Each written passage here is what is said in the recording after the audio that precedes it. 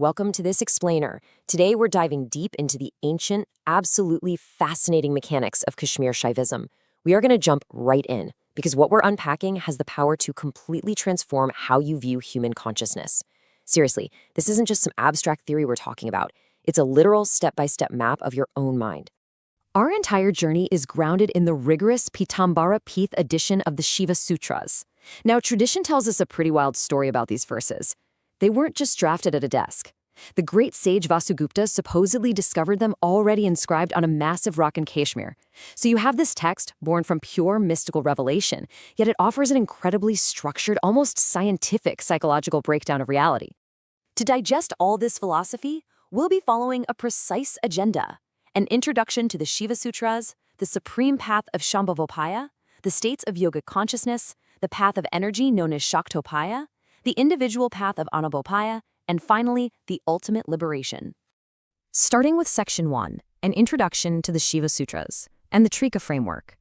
The absolute core of this philosophy is the Trika, which literally translates to a threefold path. The real genius here is that the text isn't just a random collection of spiritual thoughts thrown together. It's a perfectly categorized ladder built for three very specific types of seekers. You've got Shambhavopaya for the advanced practitioner, Shaktopaya for the intermediate, and Anubhopaya for the beginner. Basically, this framework meets you exactly where you are. Moving to Section 2, Shambhavopaya, the supreme path. The very first sutra radically establishes the ultimate baseline, Chaitanya Atma. It claims that your true identity is not your physical body, it's not your constantly fluctuating mind, and it's not your external senses. Your core self is pure, unadulterated consciousness. And this supreme path we're talking about, it's meant for advanced yogis who require absolutely zero external supports to realize that truth. But you might be wondering, if we're already pure consciousness, why don't we actually feel like it? Well, paradoxically, the second sutra hits us with Jnanam Bandha, meaning knowledge is bondage. In this specific context, it means relying purely on the limited, fragmented knowledge gathered by our physical senses traps us in a profound illusion. We look around, we think the physical world is all there is, and that limited perspective literally acts as a cage. The text explains that this sensory cage is actually built from a triad of impurities, or malas. First up is Anyavamala, the sheer ignorance of your divine nature. Second is Maya Mala, the illusion of separation that makes you view the world as me versus everything else. And finally, Karma Mala, the bondage created by your worldly actions and their inevitable consequences. Together, these three act like a thick, heavy veil completely obscuring your pure consciousness. Let's look at Section 3, the states of yogic consciousness, to see how we break through those veils. As a yogi begins to shed those impurities, they progress through 4 distinct states of awareness. We all know the first 3, right? Jagrat, the waking state of objective reality, Svapna, the mind-created dreaming state, and Sushupti, the blank void of deep sleep. But the ultimate goal of the practitioner is to ascend to Turiya, simply known as the 4th state. This is a level of absolute, uninterrupted, pure bliss that transcends the other 3 entirely. So, what does it actually look like when someone achieves this? The text calls this ultimate practitioner Virasha, or the master. And here is the kicker. A Virasha doesn't just touch Turiya during some deep, isolated meditation in a cave. A true master carries this unbroken bliss directly into everyday life, maintaining it effortlessly through waking, dreaming, and sleeping alike. That brings us to Section 4, Shaktopaya, the path of energy, meant for the intermediate seeker.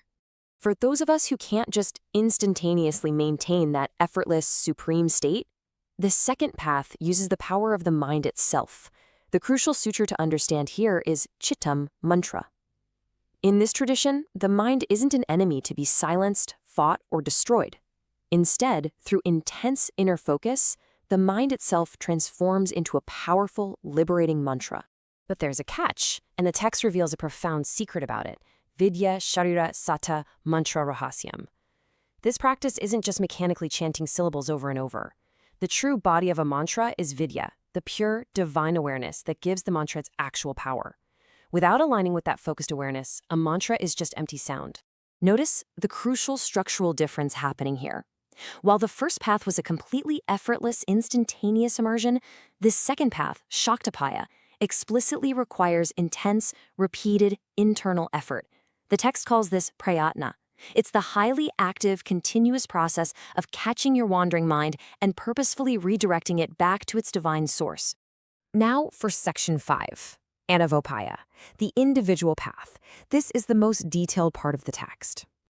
We are now at the beginner level, for the seeker who relies heavily on physical and mental tools to progress. At this stage, the yogi is so entangled in the physical world that they actually live out the sutra Atma Chitam, meaning they mistakenly accept their limited, fluctuating individual mind as their true self. They've completely forgotten the pure, infinite consciousness we discussed back in the first path. What's really fascinating here is a comparative callback. The sutra Jnanam Bandhaha, knowledge is bondage, actually reappears in this third section, but with a totally different meaning. Earlier in the first path, it referred to bondage through our limited senses. But here, for the beginner, it specifically targets the illusion of the three physical gunas, sattva, rajas, and tamas. These are the fundamental forces of nature that keep the individual soul bound up in the exhausting cycles of rebirth from body to body. To break free from this incredibly dense foundational bondage, the commentary doesn't just offer abstract philosophy. It meticulously details specific, active yogic practices. You have pranayama, which is breath control used to study your life force. There's dharana, deeply focused concentration meant to pierce right through mental illusions. And then there is Buddha Samhara, a profound practice designed to systematically dissolve the practitioner's mental attachment to the physical elements of the body. Finally, Section 6, the ultimate liberation. Let's see where this incredibly structured journey takes us. Regardless of which of the three paths a seeker ultimately takes, the final culmination of Trikadarshan is identical. First comes Mohajayat, the total conquering of delusion and ignorance. Conquering that naturally triggers Sahaja Vidya, the dawning of effortless, pure knowledge. And this ultimately grants the yogi Svatantra Bhavaha, absolute, profound, independent freedom over their own universe. And that brings us to the 25th sutra of the final Unmesha, which contains what is arguably the most climactic and profound promise of the entire Shiva Sutras. Everything we've covered today, the shedding of those impurities, the intense mastering of the mind, the practices, it all builds to this exact realization. The text emphatically concludes with the phrase Shiva Tulio Jayate. This translates to, the yogi becomes equal to Shiva. Through this rigorous shedding of impurities, the individual doesn't just reach a slightly more peaceful state of mind. No, they literally awaken to the reality that they are completely, absolutely equal to the supreme universal consciousness itself. So as we wrap up this explainer, I want to leave you with a deeply provocative thought. If the Shiva Sutras are correct, and your true fundamental nature is already pure consciousness, if you are literally already equal to Shiva, what is the single specific illusion, the mala or bondage, keeping you from realizing it right now? It's a massive question, but it's an incredible thought to consider as you continue on your own journey. Thank you so much for joining me to unpack this fascinating text. Keep exploring.